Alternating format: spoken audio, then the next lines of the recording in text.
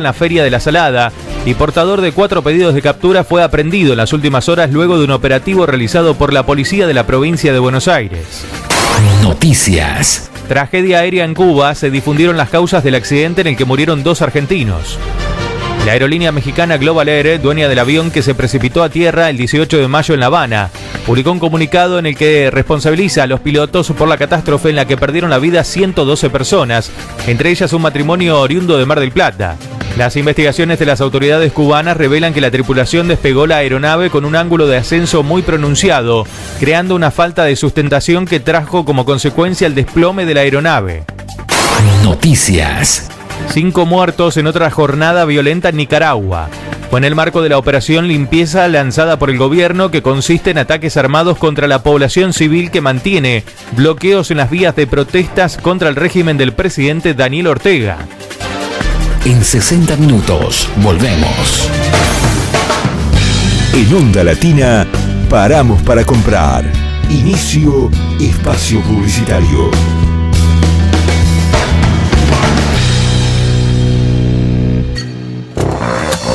En la ciudad, seguimos sumando cada vez más controles en las calles y ya secuestramos más de 10.000 motos ilegales en el último año. Juntos, seguimos avanzando hacia una ciudad más segura. Buenos Aires Ciudad. Estudio Jurídico Fernández y Pacheco. Honestidad y eficiencia. Especialistas en accidente de tránsito, familia y laboral. Avenida Corrientes, 1296. Quinto piso. Oficina 56. Teléfono 4381-0519. 4382-1049. Visítanos en nuestra página web www.am1010ondalatina.com e interactúa con nosotros. ¿Qué es crecer para vos? Tener el auto que siempre soñé. Viajar a conocer el país de mis abuelos. Disfrutar la primera noche en mi propia casa. Abrir las cortinas de mi negocio todas las mañanas. Dormir a mis nietos con un cuento inventado. Para cada uno, crecer es algo distinto. Lo importante es tener quien te acompañe. Banco Ciudad. Te quiere ver crecer. ¿Sabías que tomar antibióticos sin receta es un riesgo para la salud de todos? La automedicación aumenta la resistencia de las bacterias. Por eso, usa antibióticos únicamente si te los receta un médico o un odontólogo. Tómalos siguiendo sus indicaciones y asegúrate de completar el tratamiento. No uses antibióticos que te hayan sobrado ni los compartas con otra persona. Si los usas mal, los antibióticos pueden ser ineficaces cuando realmente lo necesites. Ministerio de Salud. Presidencia de la Nación. Ahora te podés descargar a tu celular nuestra aplicación desde Play Store. Búscanos como AM1010 Onda Latina y escuchanos estés donde estés. Para comunicarte con nosotros, podés llamarnos a los teléfonos 4372-2841, 4372-3061 o a nuestro contestador automático 5256-9640. Volvemos a nuestra programación habitual. Volvemos a Onda Latina. Fin de espacio publicitario.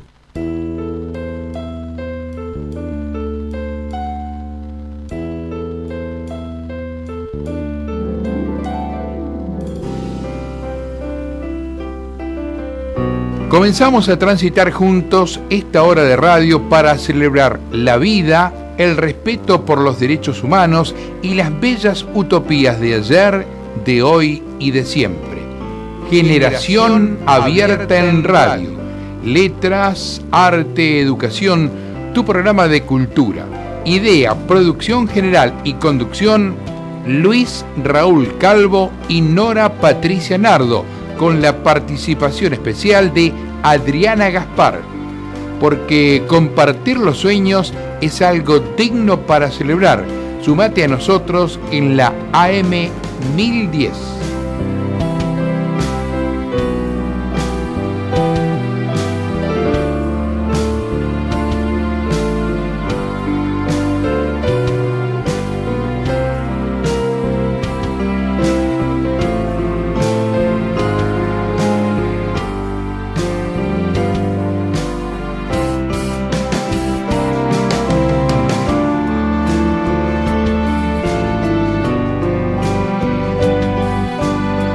Acabamos de escuchar fragmentos de la versión instrumental de la canción La Vida, Siempre la Vida, de Luis Raúl Calvo, con el acompañamiento musical del maestro Oscar La Higuera.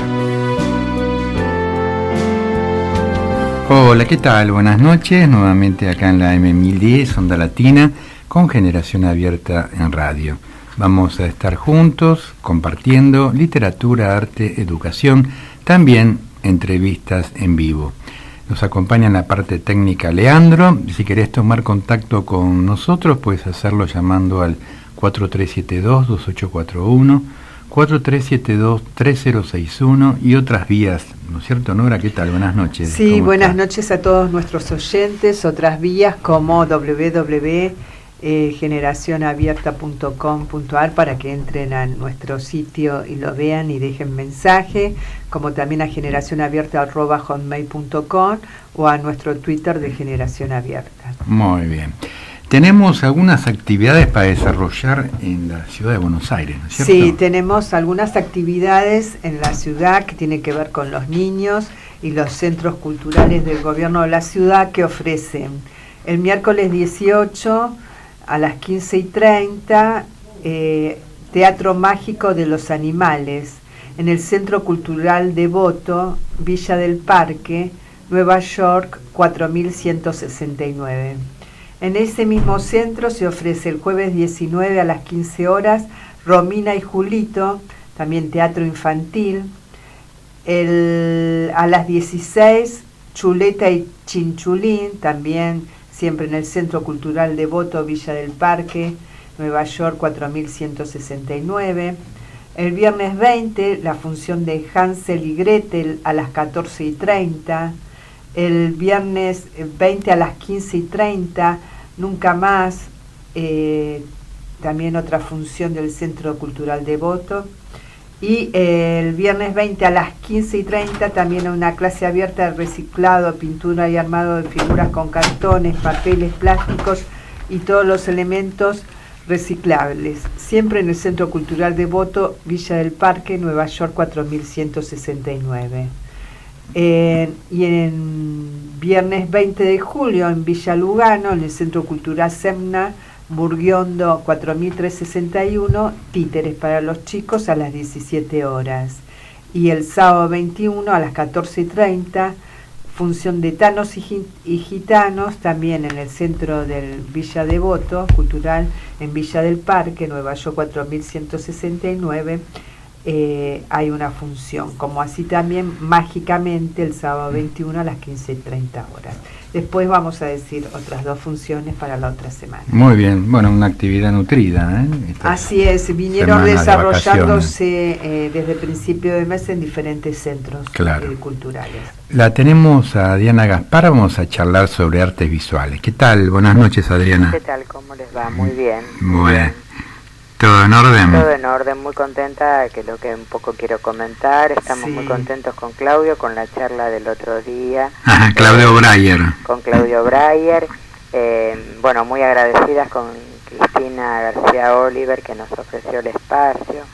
La verdad que está mal que lo diga yo, que fui una de las que di la charla junto con Claudio, pero creo que la gente se fue muy contenta, que gustó mucho, que fue muy atractivo la temática, porque si bien la temática partía del dadaísmo, que es una vanguardia, digamos, conocida, aparte una vanguardia... Repetí el título de la charla. El título era El germen del feminismo en el dadaísmo. Bien.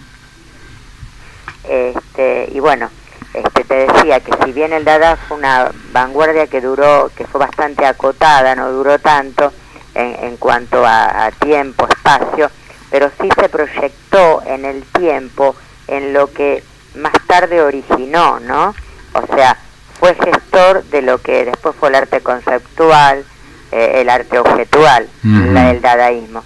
Y bueno, y en la charla, que fue una charla de debate con proyección de imágenes, tanto de las obras de Marcel Duchamp, en el caso de la exposición de Claudio, como en mi caso de Hannah Hodge. Digamos que lo atractivo que hicimos, creo que fue que un poco nos basamos en 1920 en la aparición de estas dos figuras, y los centramos bastante en la década del 60, 70, 80 y en la actualidad, como que hicimos un pasaje a lo largo del tiempo. Además, dos figuras dadaístas pero diferentes, porque Marcel Duchamp, un artista francés, y Jana, alemana, y tenían una visión crítica diferente, una visión diferente de su postura en cuanto al dadaísmo. Jana era una activista, militante, muy crítica, muy dura con todo lo que era la sociedad patriarcal y todos los mandatos en cuanto a lo que se generaba de la mujer que proponían un poco los medios de aquel momento, y muy crítica también con esta cuestión de género que trataban de imponer. Y Duchamp siempre con esa burla irónica hacia la burguesía, en la que justamente en su personaje de Roslavy lo que hace es travestirse, pero no como una burla al travestismo, sino justamente como una burla a la sociedad burguesa, ¿no es cierto? A la cosa pacata, digamos. A la cosa pacata. Él siempre, bueno, por eso el famoso migitorio, ¿no? Sí, de ahí viene. Y bueno, y después toda la proyección de ese personaje que se hizo a lo largo del tiempo y se sigue haciendo con perfumes, con grupos de músicas que han tomado el nombre del personaje, y bueno, y esta cuestión de la diversidad como palabra un poco opacada, ¿no?, por la sociedad aún de nuestros tiempos, como una palabra temerosa, ¿no? Por eso digo que hicimos mucho hincapié en lo que luego fueron los movimientos activistas feministas de la década del 60, cómo se fueron transformando en el 70 y en el 80, y qué pasa también en la actualidad, ¿no? ¿Qué pasa en la actualidad? Porque en realidad la charla se centraba justamente en lo que es la diversidad, entendiendo la diversidad como un término muy amplio, seguro, ¿cierto? Sí. Y bueno, creo que esto fue lo atractivo, porque además la gente hizo muchas preguntas, admitió que de pronto desconocía estas facetas de Duchamp, y poco conocían la obra de Jana, claro, que fue la única mujer del colectivo berlinés. Así que bueno, es como que realmente nunca hay que dar por sentado, ¿no? Como que todos saben sobre todo, ¿no? No, por supuesto. A veces uno tiene esa idea, ¿no? Sí. Es un error, porque... Es un error, porque a veces, bueno, uno sabe, pero no tiene el concepto claro, y justamente ir a una charla como esta y trabajar estos temas tan interesantes, tan en boga actualmente, y que ya viene desde como el siglo pasado, en las primeras décadas, parece que uno lo tiene claro, pero a veces no es así. Exacto. Además pensemos que de Duchamp, que digamos que es más conocido así masivamente, sí, más que Jana, lo que se conoce fue el famoso migitorio, Fuente. O sea, todo el mundo conoce a Duchamp por esa obra, que bueno, fue la que cambió un poco el paradigma del siglo XX. Pero la obra de Jana no era una obra muy conocida, y bueno, yo hice hincapié particularmente en 2 o 3 obras que marcan un antes y un después, ¿no? En el aquí y el ahora. Así que bueno, realmente muy contentas. Buenísimo. Estamos contentos los dos. Seguramente es una charla que se va a propagar en otros lugares. Claro, y con otros contenidos, con otros condimentos.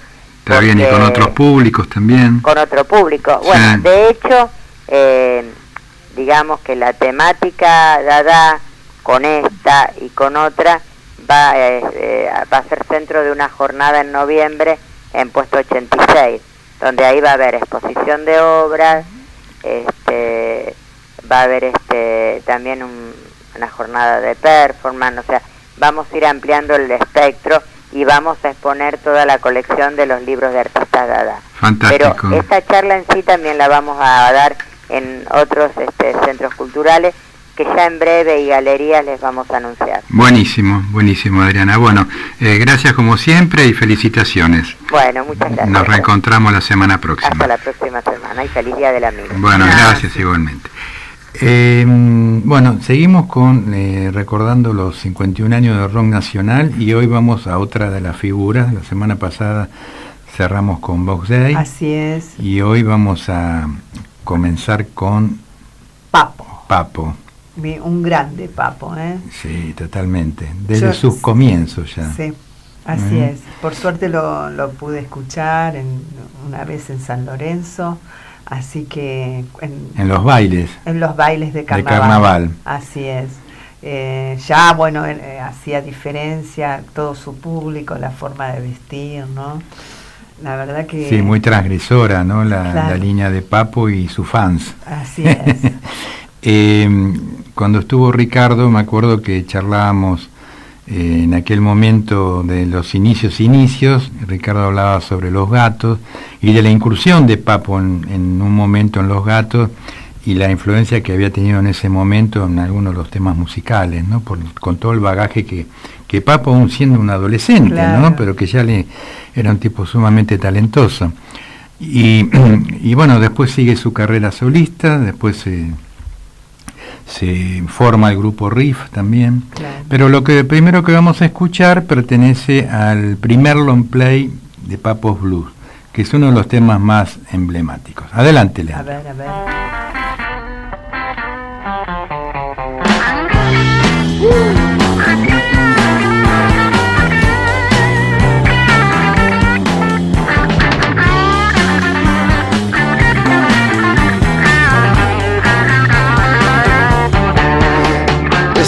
En el tiempo en que el ser humano vive con razón de ser, con solo unas palabras un caso puede resolver. Pero pega una trompada y tira todo, se cree ya muy listo con su modo de ser. Un hombre sin historia, sin tiempo y sin memoria, puede reaccionar así, pero no se da cuenta, su personalidad en venta está. El hombre suburbano sigue su rutina, sin darse cuenta que su vida terminará.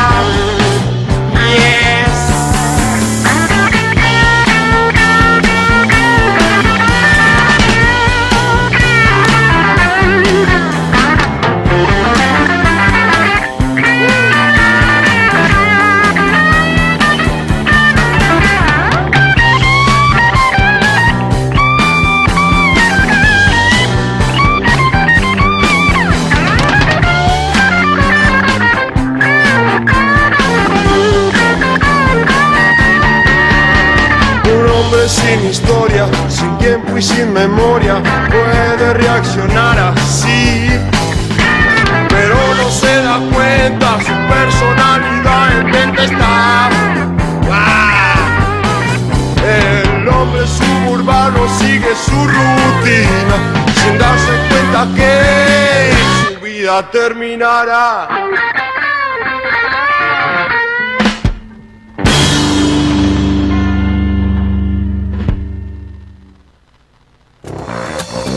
En la ciudad, ya contamos con más de 13.000 policías en calle con herramientas de geolocalización que ayudan a una mejor distribución.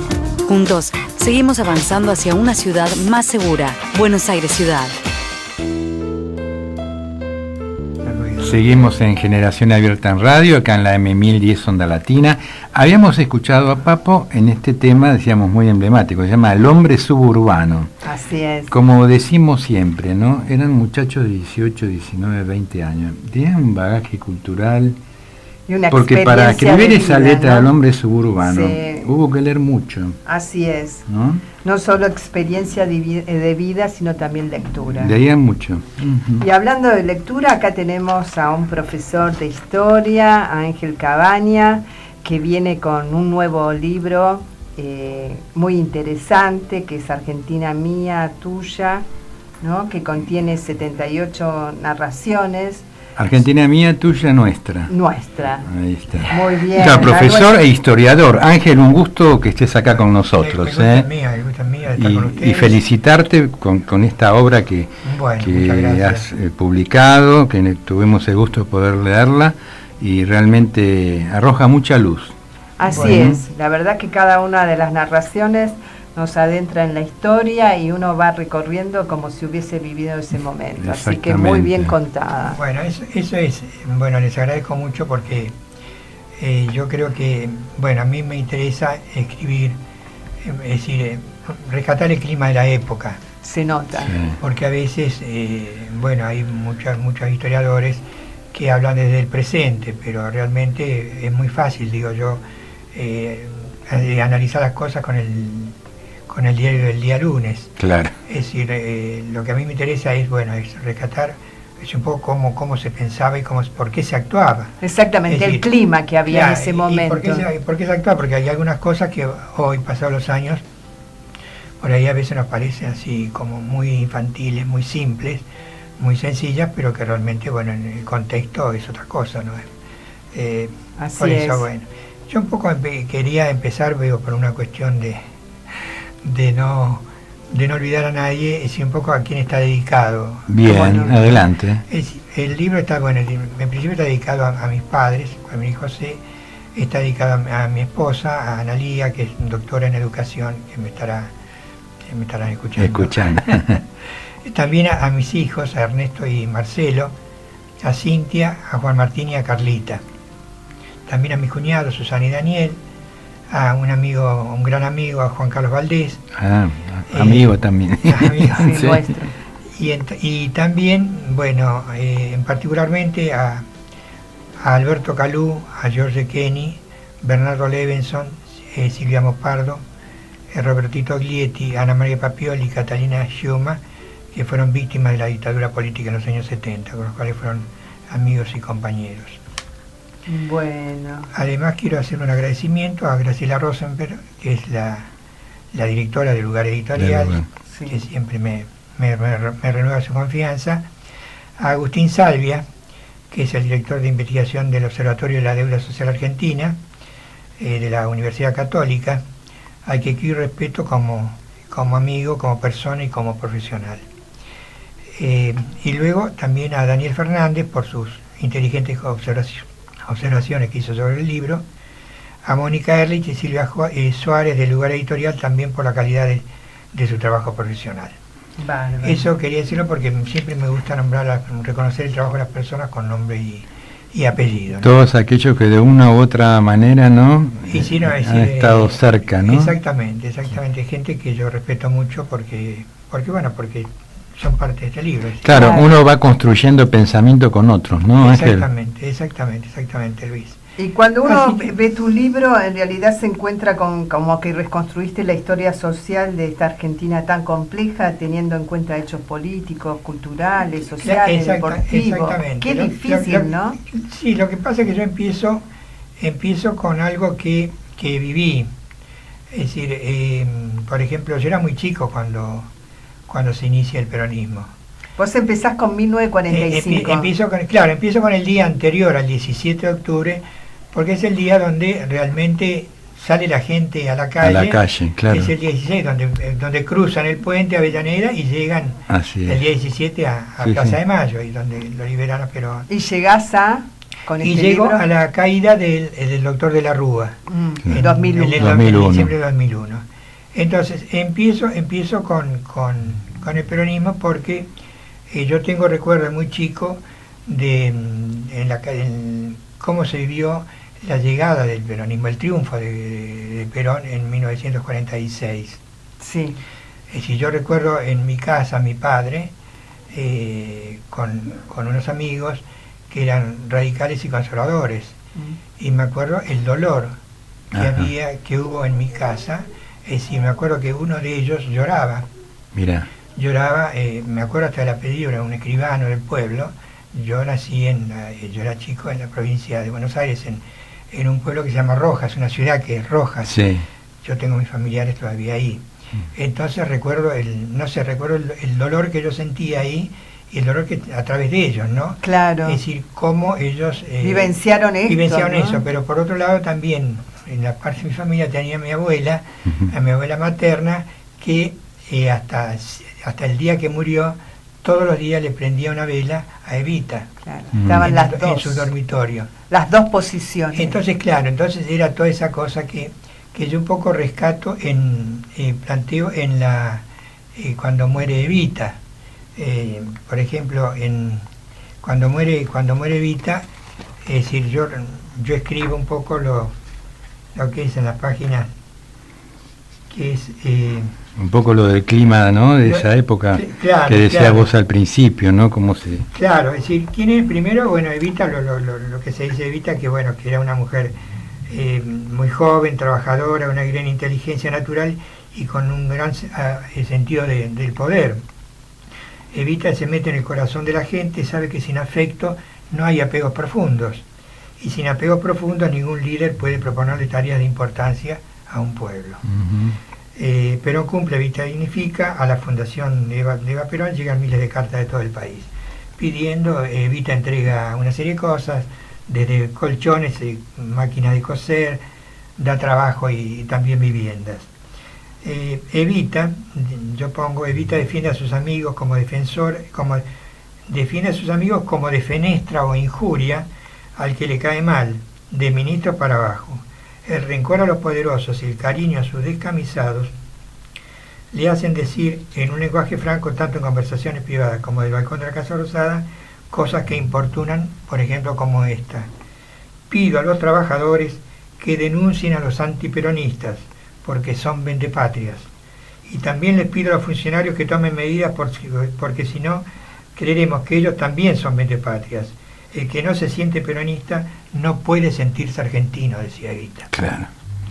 Entonces, en un país dividido, eso no les es perdonado, y los fanáticos escriben "viva el cáncer", en alusión a la enfermedad que padece esa yegua vestida de señora, que ya había empezado a insultar a sus médicos porque no le atinaban con su enfermedad.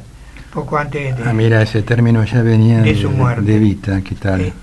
Claro, digo, cómo se repite la historia, ¿no? Desde los odios y los enfrentamientos tan fuertes. Exactamente, eso es lo que yo digo, que es una de las cuestiones que tenemos en Argentina. Siempre lo que ahora se llama la brecha, ¿no? Claro, la grieta. Que surge, yo digo, que surge desde la primera junta, claro, desde Moreno, arranca de aquellos años. Después Rossi y Sarmiento, claro, los rojos y los y así seguimos, radicales y peronistas, radicales y conservadores, radicales y peronistas, y seguimos, yo creo que un poco hasta el día de hoy, me parece a mí, ¿no? Es una opinión personal, pero bueno.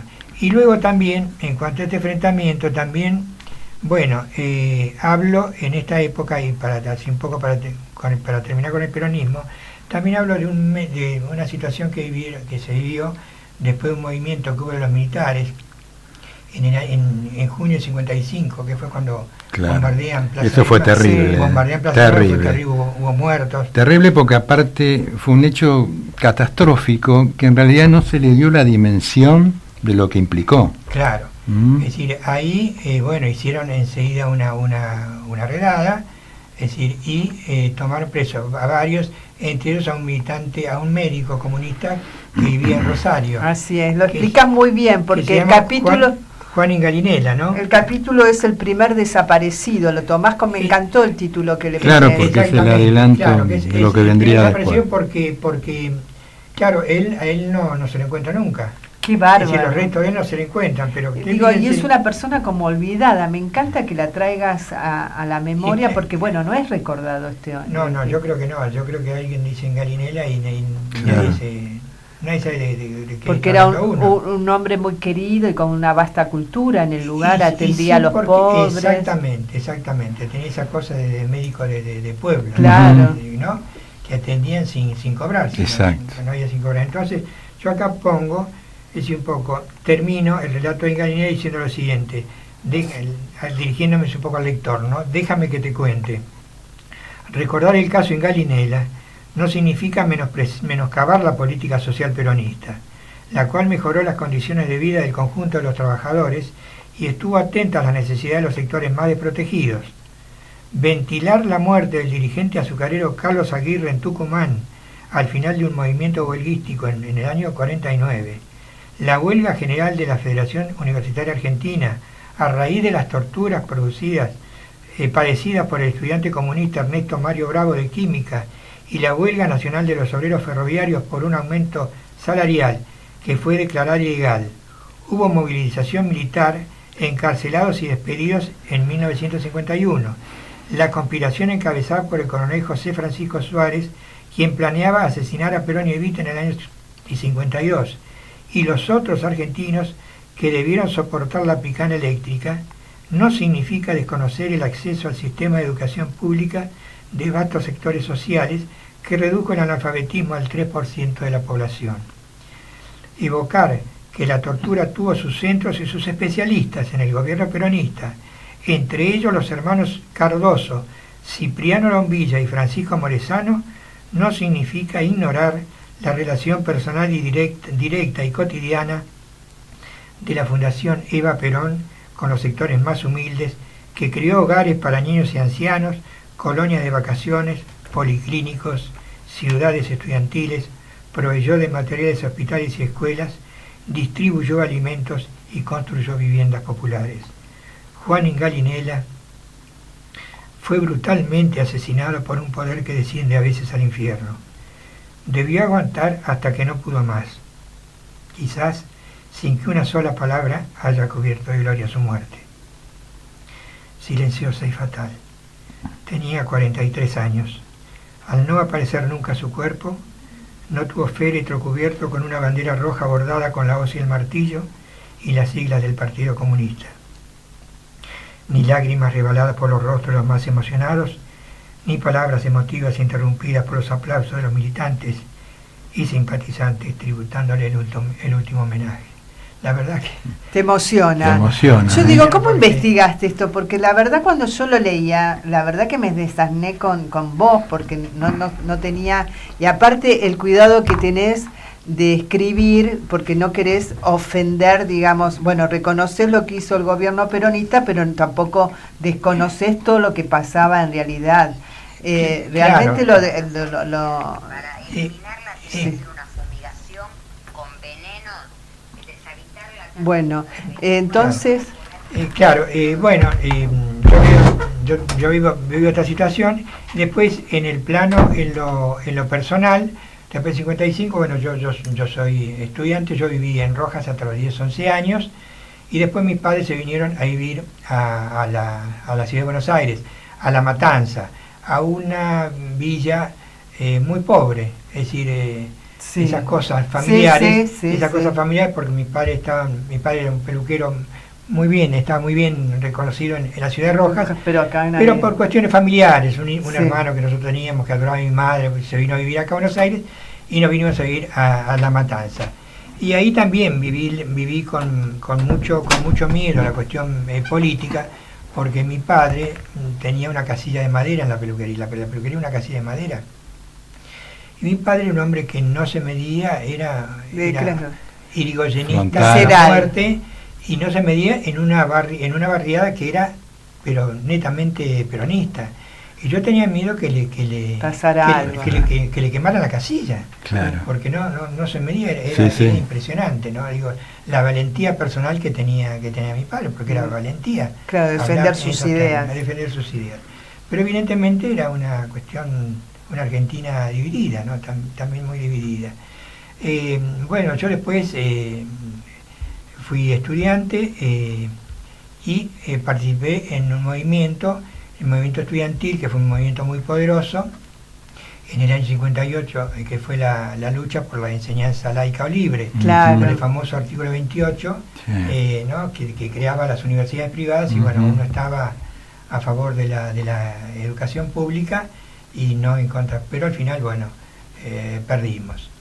Se perdió porque, bueno, Frondizi, la cual yo era un poco frondicista, yo era frondicista porque mi padre era balvinista, ¿se acuerdan? Sí. Bueno, en esa época Sí. el radicalismo se había dividido. Se dividió el radicalismo, el claro. calvinismo y por otro lado el frondicismo. Sí. Gana el frondicismo, bueno, de los frondicistas, pero bueno, cuando se produce esta situación en el campo de la educación, yo no estás de acuerdo. No estoy de acuerdo, y bueno, yo soy dirigente estudiantil, tengo una actuación bastante destacada en esa época, lo cual, bueno, yo inclusive estuve en congresos estudiantiles, viajé a Tucumán, etcétera, y al año siguiente me echaron por comunista.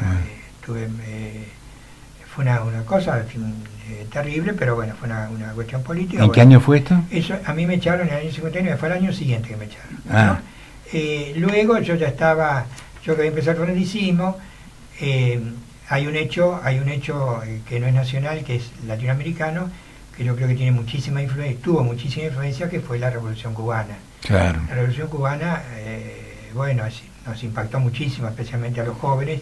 Esa época, bueno, Fidel Castro, el Che Guevara, bueno, Camilo Cienfuegos eran figuras, ¿no? Y todo lo que implicó, ¿no? Esa revolución. Claro, y todo lo que implicó. Entonces, realmente uno se identificó mucho y bueno, hubo un movimiento acá en Salta que lo dirigió un tal Massetti, que bueno, que yo lo cuento esto, se lo cuento a ustedes porque tengo una nota sobre ese movimiento. Ese movimiento fue impulsado también por los cubanos y fue en Salta, en Orán, en las tierras de Patrón Costa, y bueno, y yo iba a ir a ese movimiento. Inclusive tuve reuniones acá con un dirigente de esa época que vivía acá en la avenida Belgrano, con Juan Carlos Valdés, y yo estaba entusiasmadísimo para ir a la guerrilla, es decir, en Salta. Y menos mal que no fui, ¿por qué no fui? Porque cuando llegó el momento de que nos teníamos que ir, teníamos que hacer entrenamiento militar. Y yo no sabía tomar un arma. ¿No? Entonces, ¿para qué servía yo? Me salvó la vida. Salvó la vida porque si hubiera, los mataron a casi todos, se sacaron presos. Bueno, al propio Massetti desapareció. Claro, estas cosas que que nadie las conoce, ¿no? Se conocen muy poco. Que se conocen muy poco. Lo que pasa es que, por eso, es decir, hoy, en los 60, bueno, después viene la cuestión de todo eso Después nos contás lo que viene después, bien, ¿puede ser? Bien, muy bien. Ahora vamos a ir a un tema musical. Seguimos con Papo, pero ahora Papo en riff. Adelante, Leandro.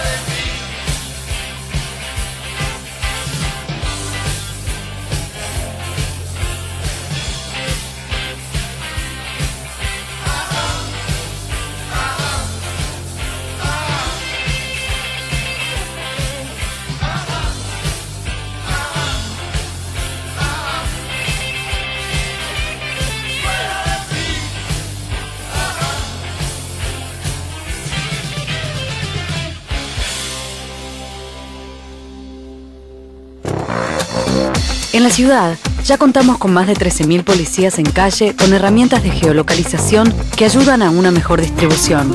Juntos, seguimos avanzando hacia una ciudad más segura. Buenos Aires Ciudad. Acabamos de escuchar Me tienen cansado. Lou, hoy quiero hablarte otra vez del amor, que sube en mi corazón como el sol en el día, sol que agita sus rayos como látigos para activar nuestras almas y unirlas. Mi amor es solo tu felicidad y solo tu dicha es mi voluntad. Tu amor debe ser apasionado de dolor. Mi voluntad se confunde con tu deseo y tu belleza. Otra vez te veo desnuda ante mí, adorada cautiva, tú la última venida. Tus senos tienen el gusto pálido de los caquis y de los higos de la barbarie. Caderas dulces frutos, yo los amo, querida. La espuma del mar de la que nació la diosa, evoca la que nace de mi caricia. Si caminas, esplendor, tus ojos tienen el brillo de un sable de dulce mirada, presto a teñirse de sangre. Si te acuestas, dulzura, te conviertes en mi orgía y en el sabroso plato de nuestra liturgia. Si te curvas, ardor, como una llama al viento, las quemaduras nunca son decepcionantes. Ardo en tu llama y soy de tu amor, el fénix que muere y renace cada día. Cada día, mi amor, va hacia ti, querida, como un tranvía, y rechina y grita. Sobre los rieles por donde paso, la noche me envía sus violetas. Recíbelas, yo se las mando, el sol ha muerto dulcemente, como murió el antiguo romance de nuestros falsos amores pasados. Las violetas están trenzadas, si de oro te coronase el día, de guirnaldas lo haría la noche. Este poema, que se llama Lou, hoy quiero hablarte, pertenece al libro Poemas Selectos de Apollinaire, nacido en 1880, fallecido en 1918. Genial poeta que le canta al amor con sensualidad, lirismo, amante de la libertad y la vida. 38 años solo tenía. Así es, sí, muy prematuramente. Este es un libro que recoge los poemas más emblemáticos de él, extraídos de alcoholes, ondas, caligramas, estandartes, poemas a Madeleine y otros libros de este poeta que fue polémico en la época. Exactamente, porque fue el primero de que habló del surrealismo. Claro, sí, fue un adelantado. Y te digo que hasta Breton no lo tuvo tanto en cuenta, si bien tomaron el nombre de surrealista a partir de lo que él hablaba. Pero bueno, quedó inmortalizado Apollinaire. Sí, así es. También es otro momento para hablar de Apollinaire, porque realmente con sus apenas 38 años totalmente se alistó solo en la guerra, muchas cosas. Bueno, hablando de esto y estamos hablando de historia, tenemos una obra para ver este sábado a las 20 horas, el sábado 21 de julio a las 20 horas. Es en las Manzanas de las Luces, Perú 272. Se llama Cine Teatro Histórico en la Manzana, el asesinato de Massa. Los cambios políticos en la época de Rosas enfrentó a unitarios y federales, que llevó al asesinato de Manuel Vicente Massa en 1839, en la Manzana de las Luces. Ahí muere. Así que me parece interesante para conocer nuestra historia, ¿no? El teatro también nos acerca de una manera diferente. Este sábado 21 a las 20 horas, Manzana de las Luces, Perú 272, idea y dirección Jorge Guzmán, Escuela Integral de Teatro. Bárbaro.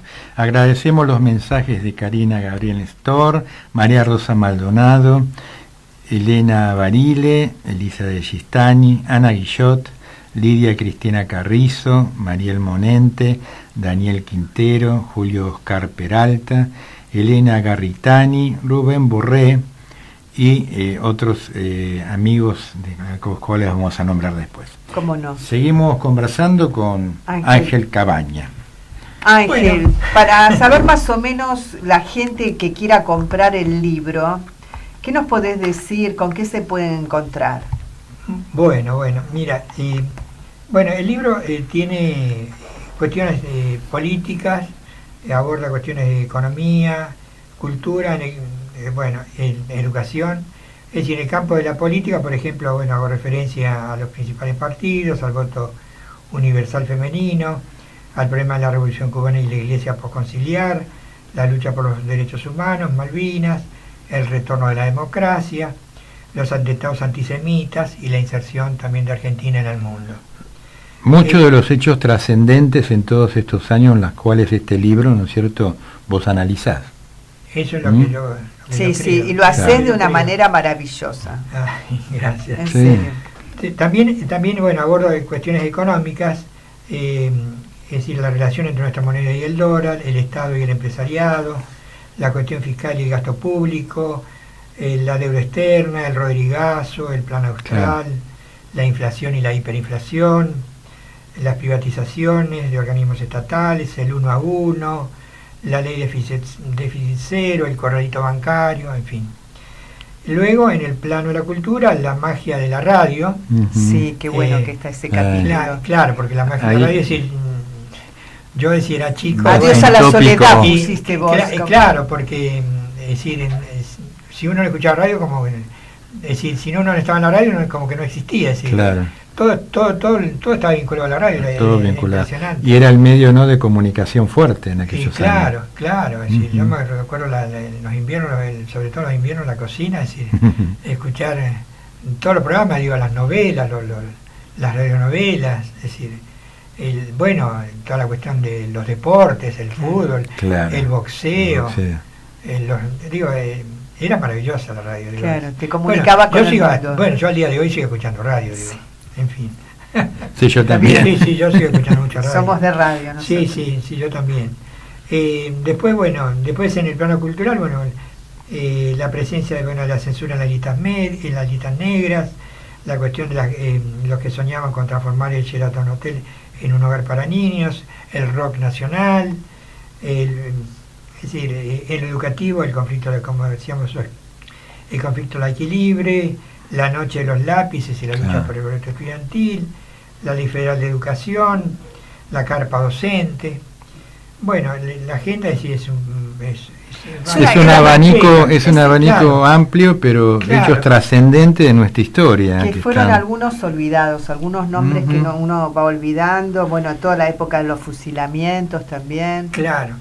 Sí, toda esa época dramática que vivimos, ¿no? La época de los 70, es decir, a mí me impactó mucho, como también la guerra de las Malvinas. La guerra de las Malvinas, yo no vivía en el país, yo estaba en México, así, yo fui un exiliado político, pero las Malvinas impacta porque cuando se produjeron las Malvinas,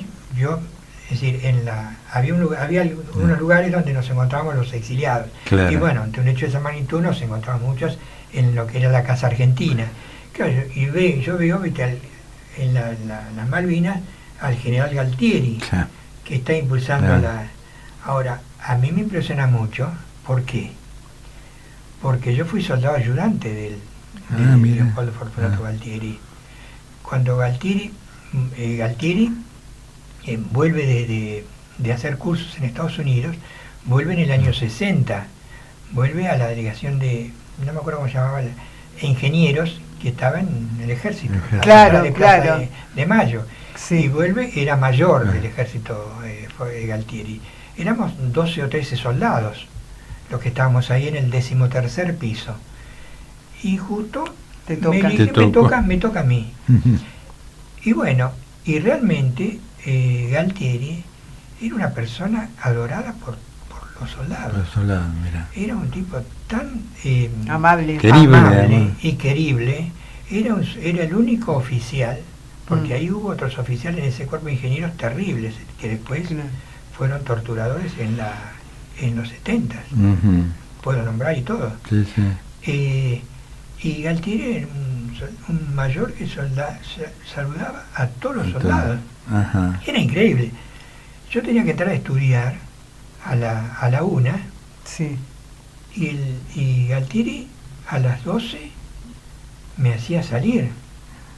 Porque yo tenía yo me tenía que cambiar, yo tenía que dejar un uniforme, tenía que cambiar y tenía que ir o sea, inclusive una vez se pelea con otro mayor, discute con otro mayor, porque otro mayor me quería mandar a hacer un mandado, y yo tenía que bajar 13 pisos por escalera, subir, y no llegaba, iba a llegar. Digo, cuento estas contradicciones que tienen, ¿no? La política, las personalidades. El poder. Yo creo que Galtieri se dio con tanto poder. Claro, bueno, hay que ver de dónde venía el poder. Claro, porque está hablando de aspectos humanos, ¿no? Claro, la persona que a veces dice, no lo quiero decir, yo sí. Claro, porque vos lo viviste. En homenaje a la verdad. Claro, porque así ponés... Otro Galtieri, digo, el que mandó a matar a tantos soldados, gente joven, evidentemente, es decir, eso es innegable, es decir, no puedo decir Galtieri era Galtieri fue no se puede soslayar lo que vino después, pero yo me quedé impresionadísimo porque, y además lo de borracho, el borracho Galtieri, ¿no? Que decían que le daba el pico. Vos nunca lo viste. Nosotros jamás, lo vimos así, pero en fin, esas cosas que, bueno, uno también cuenta en esa época. Como lo vivenció, ¿no? Como uno lo vivenció, ¿no? Entonces, bueno. Tenés muy ricas experiencias de vida, un análisis también muy profundo, y acerca del deporte también te metés mucho con Fangio, con Reutemann. Claro, porque en los 40, bueno, es decir, el automovilismo, el fútbol, el boxeo, eran todas cosas que yo recuerdo, peleas, en principio las carreras de carretera. Claro. Turismo carretera, gracias. El turismo carretera, no me salió el turismo carretera. Turismo carretera que, claro, en Rojas se daba la vuelta a Rojas, y teníamos también un corredor que era representante de Rojas.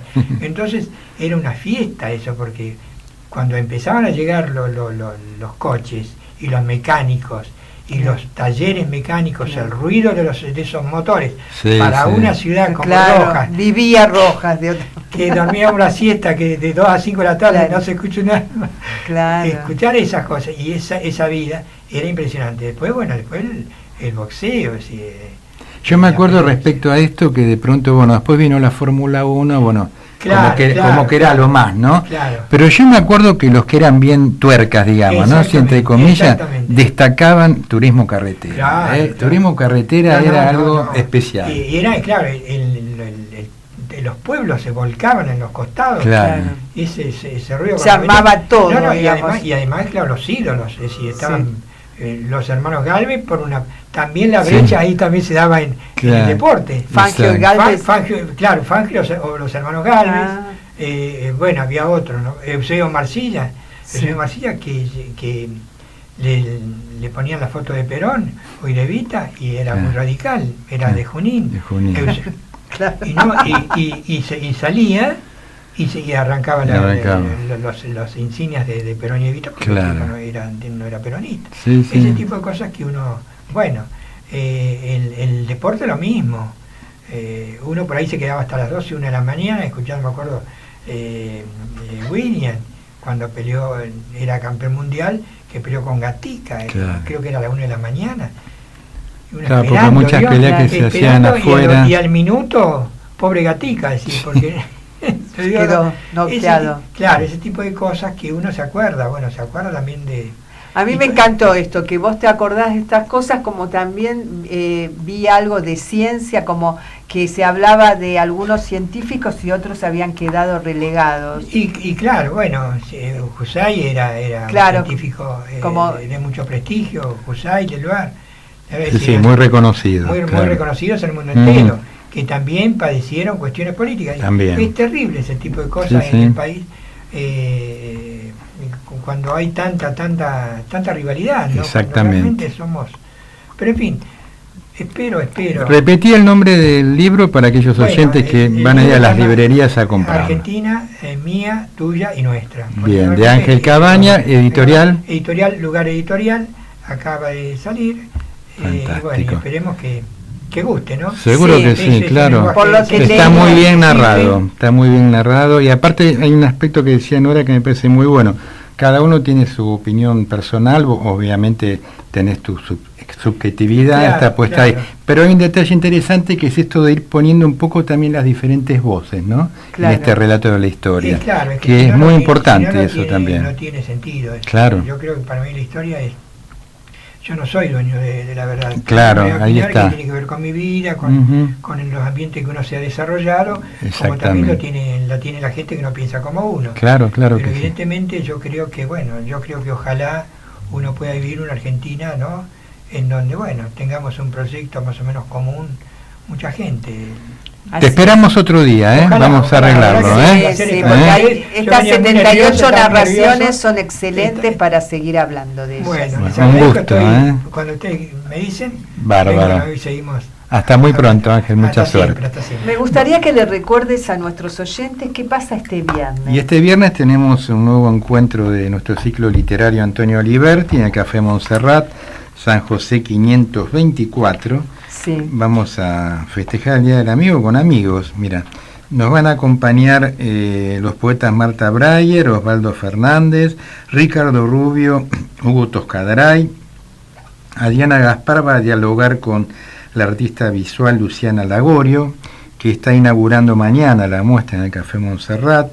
Tendremos la música de Paco Rizzo y se van a presentar Casi Póstumo y Sitio del Escorpión de Héctor Miguel Angeli en esta colección ebook que dirigen Ramón Fanelli y Marion Bergenfeld.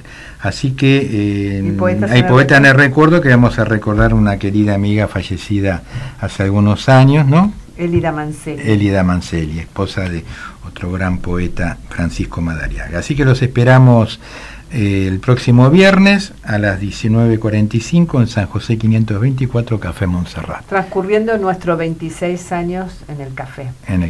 Bueno, y nos vamos agradeciéndole a Leandro, nuestro operador, recordando que compartir los sueños es algo digno para celebrar. Muchas gracias y hasta el próximo martes.